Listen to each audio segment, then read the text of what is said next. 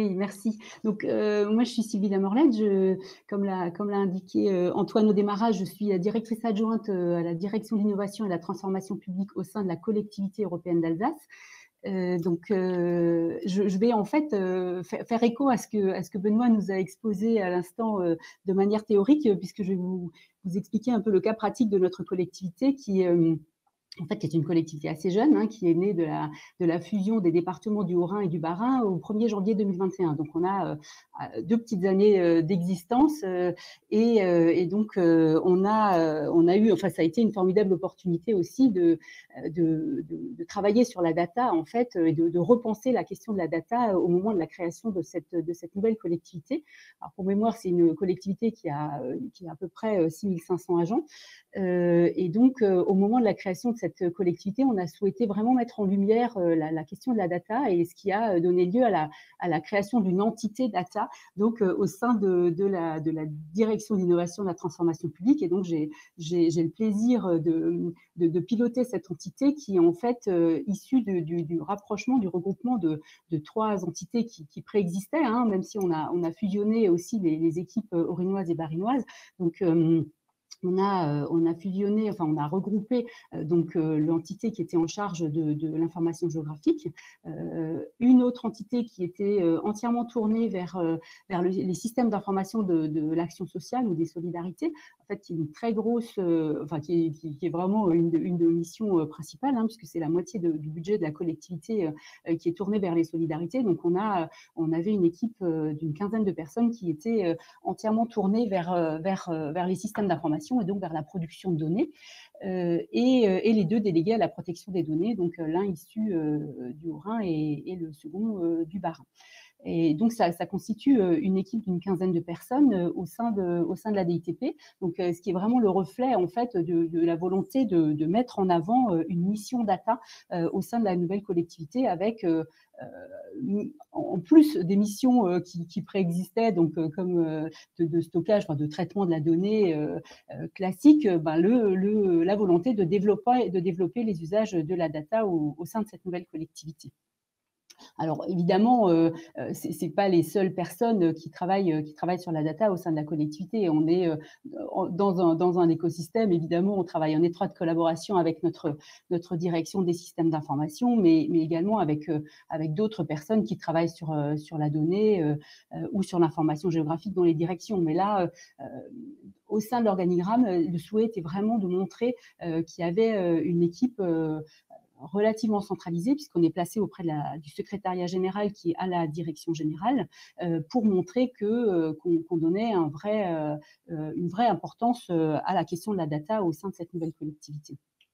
Donc, au sein de cette équipe, donc il y a un certain nombre de profils, hein, on les a entendus tout à l'heure dans les 2 exposés qui ont précédé, donc à la fois des cartographes, des géomaticiens, des gestionnaires de bases de données, des démographes, des chefs de projet décisionnels, des data analystes. Donc, comme vous le voyez, on est encore un peu sur les anciennes dénominations, mais avec quand même des évolutions très fortes, hein, qui ont marqué ces profils-là. Alors Benoît l'a dit tout à l'heure, hein, on vient aussi du monde du dessin.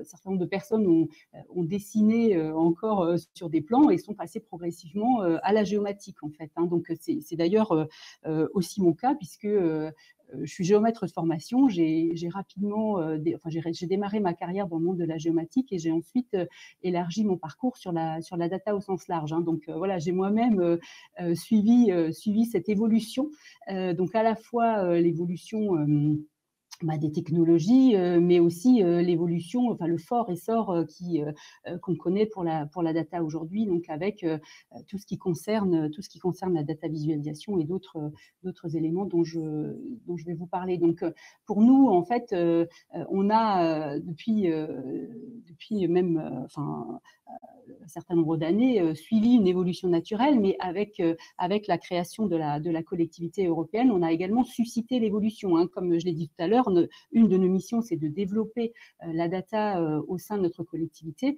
Et donc, on a, pousser un certain nombre d'objectifs hein, pour développer.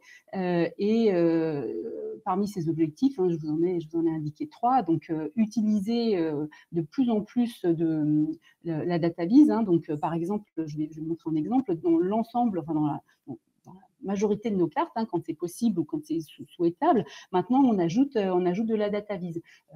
Voilà, on fait plus simplement de la représentation cartographique, mais quand la data vise a un intérêt, et là c'est le cas, par exemple, sur une carte de densité de population, on indique quelle est la proportion de communes dans les différentes catégories. Donc, voilà, on essaie de systématiser aussi la complémentarité entre cartographie et data vise. Donc, voilà, on pousse ça, ce qui fait qu'on fait aussi une forme d'acculturation au métier et puis à l'usage et à la lecture de la data au sens large.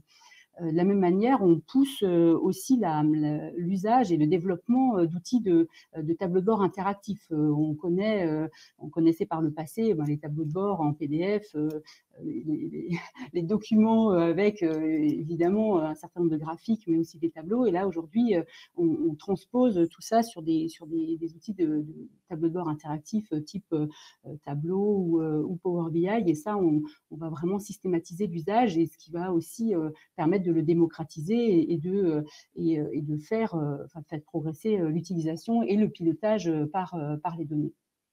Et enfin, on essaye aussi de promouvoir de tout le potentiel de la data en proposant des analyses et en proposant des exploitations de données sur un certain nombre de questions qu'on se pose, ou pour nous aussi, c'est l'occasion de revisiter un certain nombre de politiques hein, grâce à la création de la collectivité. Donc, on repasse en revue l'ensemble des politiques publiques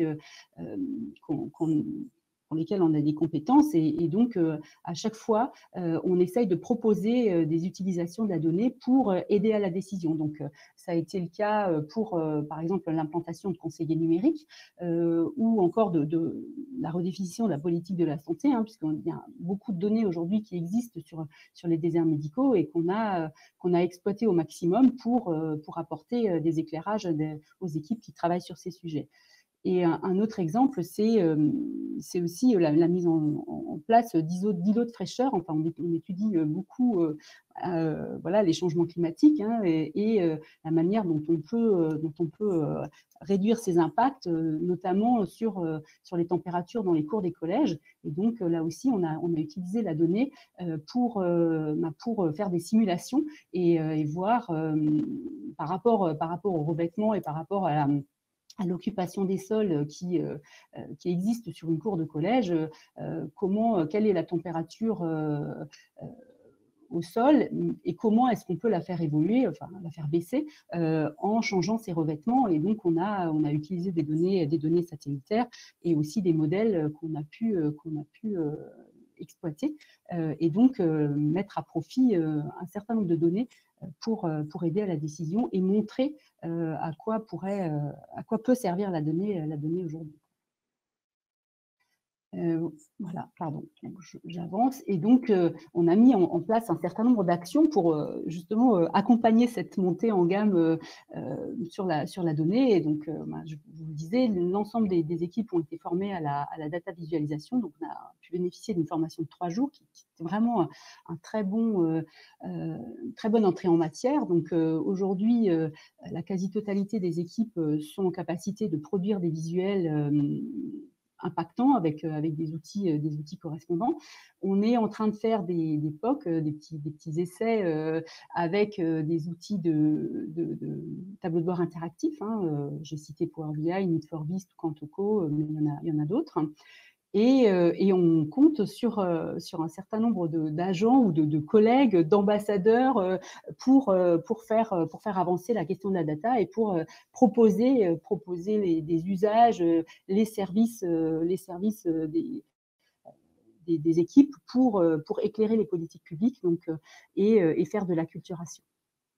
Et puis, en dernier point, évidemment, on prend régulièrement des stagiaires qui ont des formations data scientist pour aussi développer toujours des nouveaux usages, mais aussi avoir des échanges avec nos équipes et faire monter en gamme et monter en compétence un peu tout le monde pour des échanges gagnant-gagnant. Voilà, j'en ai terminé pour ma présentation. S'il y a des questions, je suis tout à fait prête à y répondre. Merci beaucoup Sylvie pour ce retour d'expérience. Voilà, à l'occasion de la CEA, une montée en gamme de l'exploitation et des usages de la data dans la collectivité. C'était très intéressant, merci. Marie Ségolène, on prend une ou deux questions? Ouais, ok. Une qui est arrivée tout au début de la présentation, qui est intéressante, c'est les DPD doivent-ils intégrer les équipes data? Leur fonction et mission ne nécessitent-elles pas une indépendance et un certain recul? Alors, je peux effectivement, oui, tout à fait, c'est une question qu'on s'est posée. Alors, les DPO sont tout à fait indépendants, simplement, ils le sont rattachés, mais en réalité, ils travaillent en toute indépendance et ils reportent à notre direction générale. Hein. Ils doivent faire un rapport d'activité annuel, ils doivent d'ailleurs, c'est notre président qui est notre responsable de traitement, donc ce lien-là est effectif. Et donc, voilà, mais en même temps, c'est une vraie chance, puisqu'en fait, il y a aussi, on l'a dit à travers différentes interventions tout à l'heure, la question de la protection des données, ce n'est pas qu'une contrainte, c'est aussi une opportunité. Enfin, c'est simplement un élément dans le cadre d'un projet data, et donc, ça permet quand même de sécuriser les projets du fait de leur appartenance à notre direction. Merci. Éventuellement, une dernière question? Oui, les cartes réalisées par l'INSEE peuvent-elles être considérées comme faites par des data scientists? Il faudrait peut-être poser cette question-là à à l'INSEE, l'INSEE. ouais, finalement, c'est peut-être... Non, après, c'est aussi encore et toujours des questions beaucoup sur les formations qui sont... Alors là, il y en avait qui étaient demandées tout à l'heure. C'était quoi les formations data proposées par le CNFTP? On a aussi, est-ce qu'il y a des formations qui existent pour remettre à niveau concernant la discipline mathématique de la statistique? Donc ça, c'est vraiment plus pour vous tous finalement, ou un peu plus ciblé aussi peut-être sur Benoît pour le CNFTP. Pour le CNFPT, je peux répondre. Aujourd'hui, on est très pauvre en formation. Voilà, mais par contre, moi je viens d'arriver au sein du CFPT, j'ai un collègue qui vient d'arriver sur la transition numérique et on travaille sur des projets de développement de formation autour de la data, et justement avec ce sujet d'acculturation à la data, donc à la fois intégrer de la formation data pour des gens qui sont pas forcément, dont la data n'est pas forcément le cœur de métier, mais aussi de pouvoir, de l'autre côté, alors moi plus sur le domaine information géographique, mais effectivement de pouvoir avoir des formations qui s'adressent aux différents niveaux. C'est que quand on veut faire de la formation géographique, on ne soit pas uniquement obligé d'aller faire une formation QGIS débutant. Voilà, qu'on puisse aussi avoir d'autres choses, et peut-être aussi des choses qui creusent un peu le sujet de manière, alors soit de manière technique, soit de manière théorique aussi, parce que ça peut être intéressant des fois d'aller creuser ça aussi. Donc c'est en cours de gestation. Est-ce que vous êtes en recherche de formateurs sur la data? Alors, il y aura des besoins, voilà. Il y aura des besoins, il faut le temps qu'on pose un peu les choses, qu'on arrive à faire la feuille de route. Voilà, comme je disais tout à l'heure, on est arrivé avec mon collègue, on arrive en même temps il y a tout juste 3 mois et demi. Voilà, donc il faut le temps de se mettre en route et puis de comprendre le fonctionnement de cette grande maison qu'est le CNFPT. Mais en tout cas, on y travaille pour essayer de faire de pousser une offre qui parle plus data, justement. Et je parlais aussi de l'autre côté de la reconnaissance des métiers, que les métiers soient un peu mieux identifiés dans les catalogues, dans le répertoire des métiers en tout cas du CNFPT, pour permettre d'avoir une assise pour les collectivités qui utilisent ce répertoire. Ok, très bien. Très bien, écoutez, merci beaucoup. Voilà, il est midi, donc je vous propose qu'on conclue ce webinaire. Je viens d'envoyer dans le chat un lien sur le programme d'animation de Data Grand Est. Voilà, je vous invite à à le découvrir, à vous inscrire à tous les événements qu'on propose, les webinaires, les journées, les groupes de travail. Et puis, merci à vous tous qui avez suivi ce webinaire, et un grand merci à tous les intervenants. Voilà, très bonne journée, et puis à bientôt sur Data Grand Est.